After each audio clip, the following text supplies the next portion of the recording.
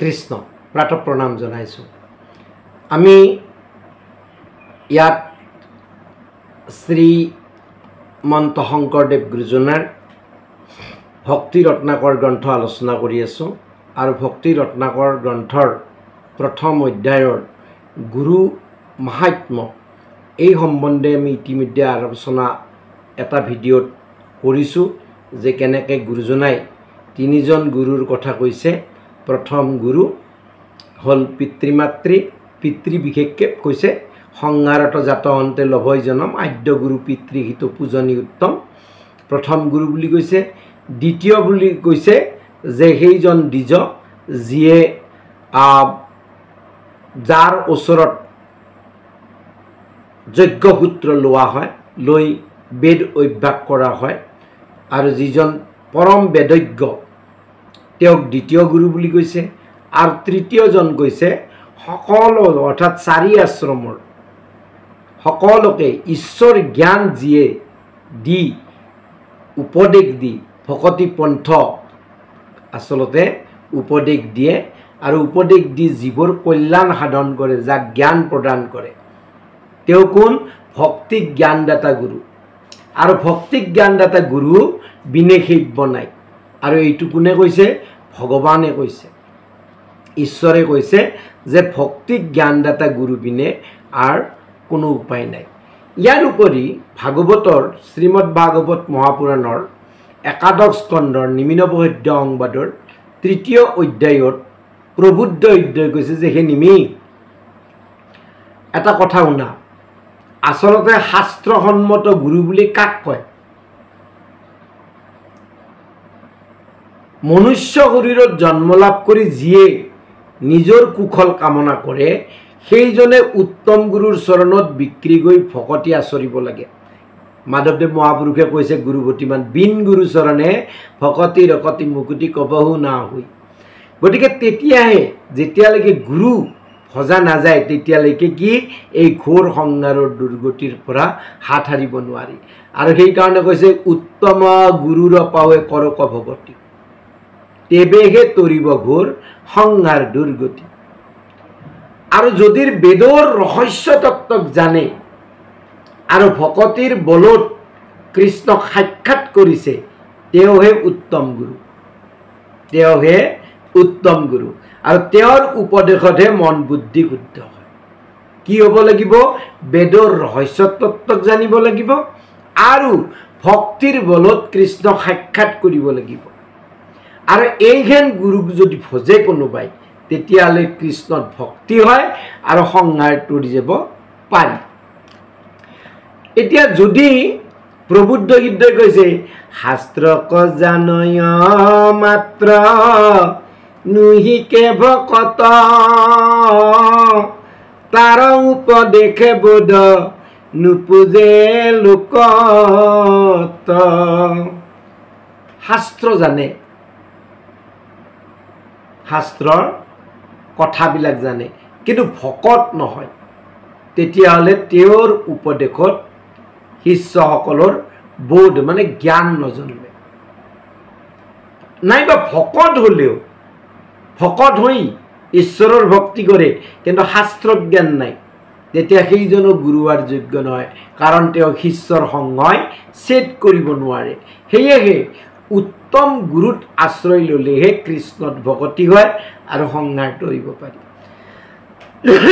ঠিক একেধৰণে ভাগৱতৰ পঞ্চম স্কন্ধত জ্বৰ ভৰতে ৰজা ৰহুগণক উপদেশ দিছে যে হে ৰাজন, মন অত্যন্ত দুৰ্জয় শত্ৰু, মনৰ সমান আৰু ডাঙৰ শত্ৰু নাই, তাক জয় কৰাটো বৰ টান আৰু ইয়াৰ শক্তি দিনে দিনে বাঢ়ি থাকে।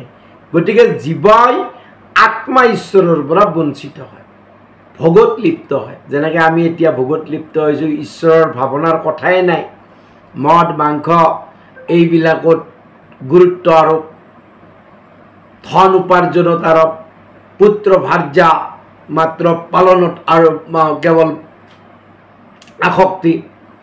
সেইকাৰণে কৈছে যে গুৰুপদ সেৱাৰূপী অস্ত্ৰ যেতিয়ালৈকে নধৰে এই দুৰ্গুণবোৰ ধ্বংস নহয়। গুৰুপদ সেৱা অস্ত্ৰ, গুৰুপদ সেৱাৰূপী অস্ত্ৰ যেতিয়ালৈকে হাতত তুলি নলয় তেতিয়ালৈকে এই দুৰ্গুণবিলাক ধ্বংস নহয়। গুৰুপদ সেৱা বিনে মনক জয় কৰা অসম্ভৱ কথা, সম্ভৱ কেতিয়াও নহয়। গতিকে মোৰ এটা ব্যক্তিগত ভাৱ, ভকত সজ্জনে যাতে আমাক ক্ষমা কৰে। আজি আমাৰ সমাজত বহুতে ক'ব খোজে যে এনে গুৰু ক'ত পোৱা যাব আৰু আমিনো কেনেকৈ গৃহস্থ হৈ গুৰুৰ আশ্ৰয়ত থাকি গুৰু সেৱা কৰিম। এটা কথা হ'ল, অসম দেশত আমাক বেদৰ সাৰ হৰিনাম ধৰ্ম কেৱল মহাপুৰুষ শংকৰদেৱে উদ্ধাৰ কৰি আনি দিছে, দি থৈ গৈছে। সেয়েহে তেওঁৱে আমাৰ গুৰু। আৰু গুৰু এজন ব্যক্তি নহয়, ই এক তত্ত্ব। আজি আপুনি গ্ৰহণ কৰা গুৰুজনৰ যদি দেহৰ মৃত্যু হয় তেতিয়া আপুনি আন এজন আৰু গুৰু লোৱাৰ প্ৰশ্ন নাহে। বহুতে এইটো কৰে কিন্তু প্ৰশ্ন নাহে। গতিকে এক তত্ত্ব। কিন্তু যিজন গুৰু আপুনি গ্ৰহণ কৰিব তেওঁ ভক্তিক জ্ঞানদাতা গুৰু হ'ব লাগিব। যেনেকৈ মহাপুৰুষ শংকৰদেৱ গুৰুজনা ভক্তিক জ্ঞানদাতা গুৰু, সাক্ষাৎ ঈশ্বৰ। আৰু ঈশ্বৰৰ মৃত্যু নাই। যদ্যপি তেওঁ পঞ্চভৌতিক মনুষ্য দেহত আহি আমাক এনেহেন সংহাৰ তৰণৰ পথ দি থৈ গৈছে, তথাপি তেওঁ প্ৰকৃত স্বৰূপ কি মাধৱদেৱৰ নিচিনা মুষ্টিমেয় কেইজনমানেহে চিনিব পাৰিছে। জগজনতাৰণ দেৱ নাৰায়ণ শংকৰ তাকেৰি অংশ গুৰু ভটিমাত লিখিছে।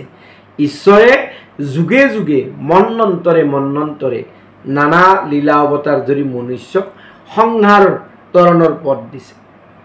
তেৰাসকল দিব্য, কিন্তু আমি আমাৰ অজ্ঞানতা অবিদ্যাৰ বাবে চিনিব নোৱাৰিলোঁ। তেৰাভাৱে সুগম সুলভ ভকতি পথত খোজ কঢ়াৰ বাবে আমাক সকলো শাস্ত্ৰ মঠি সাৰ শাস্ত্ৰ দি গৈছে, কিন্তু তাত ভকতি পথত খোজ কঢ়াৰ বাবে আমাক যেতিয়া ভকতি পথৰ সকলো উপাদান আছে, তথাপি কিন্তু আমাৰ নিচিনা দুৰাশয়, স্বভাৱতে লম্পট, বিষয় অনুৰাগী, মূৰ্খ মূঢ় অজ্ঞ লোকে অধম জীৱই তাক বুজিব নোৱাৰোঁ। আৰু সেয়েহে এজন একান্ত কৃষ্ণ ভকতৰ চৰণত আশ্ৰয় লৈ শ্ৰৱণ কীৰ্তন স্মৰণ ধৰ্ম আচৰিলে কৃতকৃত্য হ'ব। তেওঁৰ সান্নিধ্যত ভাগৱতৰ সৎসংগ লৈ নাম স্মৰণত গুৰুত্ব আৰোপ কৰিলে মনুষ্য জন্ম সাফল কৰিব পৰা যাব। কৃষ্ণ। ইয়াতে গুৰু মাহাত্ম্যৰ সমাপ্ত ঘটিছে। ইয়াৰ পিছত হয়তো ঈশ্বৰ মাহাত্ম্য আহিব, দেহ মাহাত্ম্য, দেহ নিৰূপণ আহিব, দেহ নিৰ্ণয়।